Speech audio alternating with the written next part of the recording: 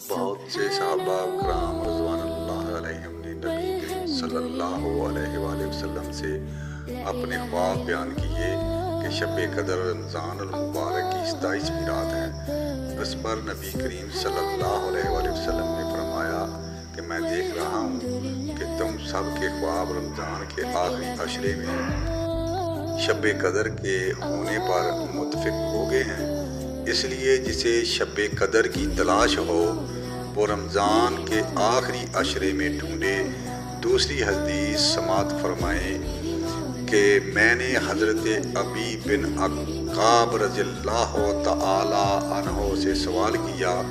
میں نے کہا آپ کے بھائی حضرت عبداللہ بن مسعود رضی اللہ تعالی عنہ کہتے ہیں جو سال بھر رات کو قیام کرے گا وہ لیلۃ القدر کو پالے گا۔ انہوں نے فرمایا اللہ ان پر رحم فرمائے۔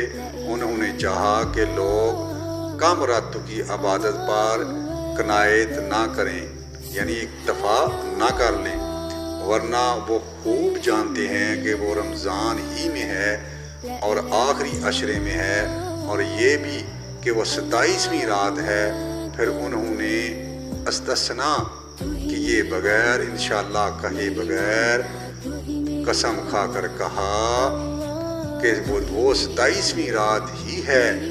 اس پر میں نے کہا اے ابو منظر یہ بات آپ کس بنا پر کہتے ہیں؟ انہوں نے کہا اس بنا پر کہتا ہوں یا اس علامت یا نشانی کی بنا پر کہتا ہوں جو رسول اکرم صلی اللہ علیہ وآلہ وسلم کی ذات مبارکہ نے ہمیں بتائی ہے کہ اس دن سورج نکلتا ہے، اس کی شعائیں نہیں ہوتی۔